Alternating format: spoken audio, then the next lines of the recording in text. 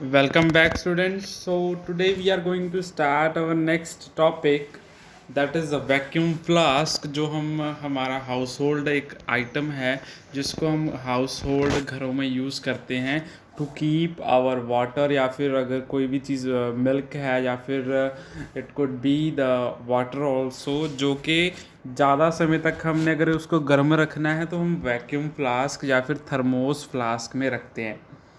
तो इवन उस केस में जो हमने अगर कोल्ड वाटर भी रखना है तो थर्मोस फ्लास्क में ज़्यादा देर तक वाटर है जो वो कोल्ड रहता है। तो उसका क्या रीज़न है, what is the thermos flask, ऐसा क्या है थर्मोस फ्लास्क में कि कोई भी जो अंदर वाली गर्म चीज़ है वो ठंडी नहीं होती जल्दी जल्दी, 20-24 आवर्स तक वो गर्म रहती है।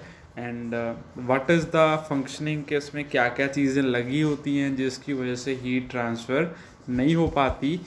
तीनों मोड से ही हीट ट्रांसफ़र नहीं हो पाती, ना ही उसमें कन्वेक्शन होती है वैक्यूम फ्लास्क में, ना ही कंडक्शन और ना ही रेडिएशन से हीट ट्रांसफ़र होती है। दैट इज़ वाई जो हीट है थर्मोस फ्लास्क की अंदर वाली चीज़ की, जैसे चाय है, वो लंबे समय तक गर्म ही रहती है, बिकॉज उस हीट को, चाय की जो हीट है उसको कोई मीडियम नहीं मिलता ताकि वो आगे ट्रांसफ़र हो सके। सो let us start with the vacuum flask. तो हमें पता है कि कोई भी गर्म चीज़ ठंडी क्यों होती है, बिकॉज उसमें से जो हीट है वो धीरे धीरे ट्रांसफ़र होती रहती है टू द सराउंडिंग्स। जैसे देर इज़ आयरन रॉड जो गर्म है वो धीरे धीरे अपनी हीट को लूज़ करता रहता है बाय कंडक्शन। सो अगर किसी चीज़ को हमने ज़्यादा टाइम तक गर्म रखना है, जैसे वाटर को अगर हमने ज़्यादा टाइम तक गर्म रखना है तो उससे जो हीट है उसका ट्रांसफ़र हमें रोकना होगा। मीन्स उससे जो हीट है वो बाहर ना निकले। तो ऐसा कैसे कर सकते हैं, सो दैट हम उसमें से जो कन्वेक्शन का प्रोसेस है या फिर कोई भी कंडक्शन से हीट लूज़ हो रही है किसी बॉडी से, उसको अगर हम रोक दें तो उस चीज़ को हम हॉट बॉडी को ज़्यादा लंबे टाइम तक हम उसको हॉट रख सकते हैं। ऐसा ही कुछ एग्जांपल है हमारे पास जो थर्मोस फ्लास्क होती है, जिसको एक हाउस होल्ड आइटम है जो हमारे घरों में यूज़ होती है, जिसको हम यूजुअली यूज़ करते हैं इन विंटर्स, ताकि जो गर्म चीज़ें हैं जैसे टी हो गई या फिर मिल्क गर्म करके रखा है हमने, वो ज़्यादा लंबे टाइम तक हम यूज़ करते रहते हैं just because of the thermos flask. तो what is thermos flask? It is a vessel which keeps the body, hot body है तो उसके हॉट अगर लिक्विड डाला है तो उसको लंबे टाइम तक लिक्विड को गर्म रखती है। It is a household item that is use to keep the things warm in it. तो इस केस में क्या होता है, थर्मोस फ्लास्क में neither of the three modes, हमें पता है modes of conduction of heat are, modes of transfer of heat are, one is conduction, convection and radiation. तो थर्मोस फ्लास्क में तीनों ही पॉसिबल नहीं होते। ऐसा कैसे होता है, इसका स्ट्रक्चर ही ऐसे बनाया गया है कि इसमें से ना ही तो कंडक्शन हो सकती है, ना ही कन्वेक्शन, ना ही रेडिएशन। अगर तीनों मोड्स ही नहीं होंगे हीट ट्रांसफ़र के, तो जो चीज़ हमें, अगर let us take an example कि हमने अगर हॉट कॉफ़ी थर्मोस फ्लास्क में डाली है तो वो लंबे टाइम तक कॉफ़ी है जो गर्म रहने वाली है, बिकॉज हीट ट्रांसफ़र ही नहीं होगी, तीनों मोड्स काम ही नहीं करेंगे इसमें। तो what are the physical features, ऐसा क्या क्या लगा होता है थर्मोस फ्लास्क में? So let us study.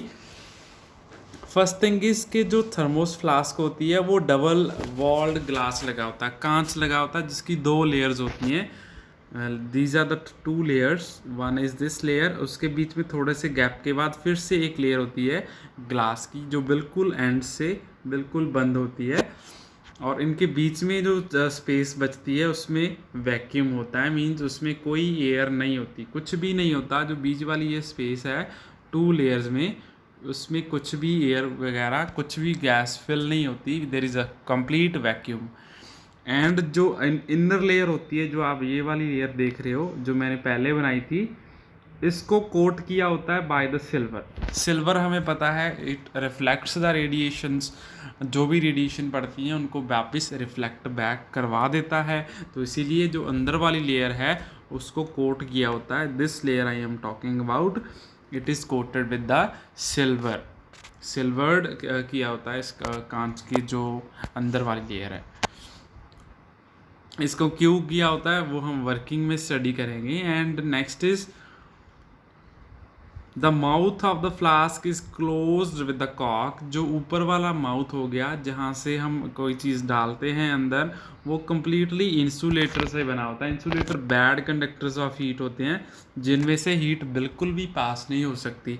हमें पता है कि कोई प्लास्टिक अगर हम ले, प्लास्टिक का कैप ले लें जो इसके ऊपर कॉर्क का काम करे, प्लास्टिक में से हीट नहीं ट्रांसफ़र होती इजीली, तो हम प्लास्टिक या फिर वुड भी यूज़ कर सकते हैं in the place of cork यहाँ पे। Clear. And third one is कि जो उसकी आउटर कवरिंग होती है वो प्लास्टिक या फिर किसी भी मेटल से बनी हो सकती है। अभी स्टील के भी मेटल्स आते हैं, जो नई बॉटल्स मॉडर्न टेक्नोलॉजी की आती हैं उनको स्टील से भी आउटर कवरिंग की होती है, या फिर प्लास्टिक भी कर सकते हैं हम। तो what is the working principle, ये चीज़ें क्यों यूज़ की जाती हैं, तो late us study about this. First is के जो कॉर्क है वो यूज़ किया जाता है बिकॉज उससे जो है जो हीट ट्रांसफ़र होती है वो कंडक्शन से हो सकती है, बिकॉज कंडक्शन से ये गर्म हो जाएगा।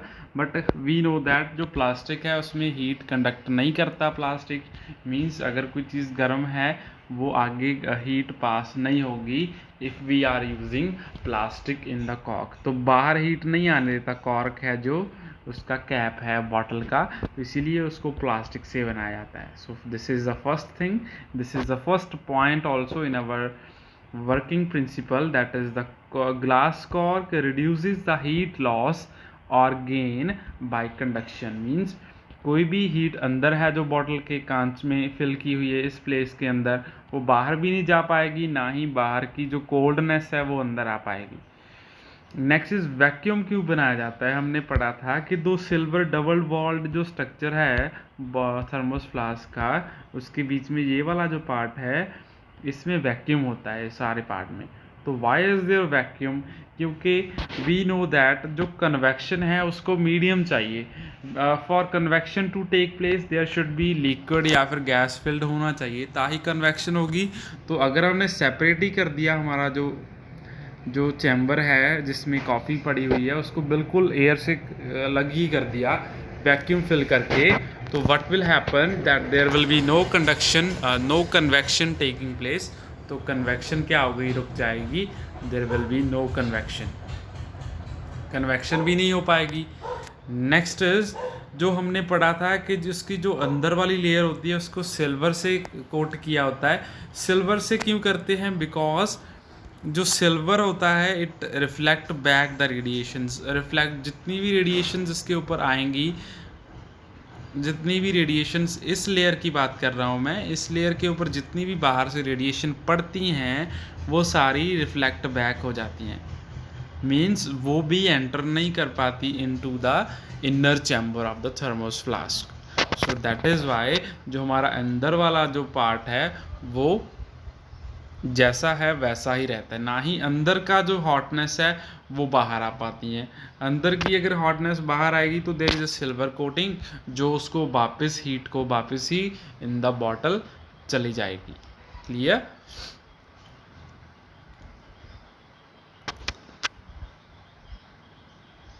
Next is the last point, the liquid inside the flask is therefore able to retain its temperature for the long time। इसीलिए जो लिक्विड इसमें प्रेजेंट होता है वो लंबे टाइम तक उसका अपना टेम्परेचर बना रहता है। अगर वो कोल्ड है तो वो कोल्ड ही रहेगा काफ़ी लंबे टाइम तक, एंड अगर वो हॉट है तो उसमें से हीट बाहर भी नहीं आ पाएगी because of this structure of the thermos flask.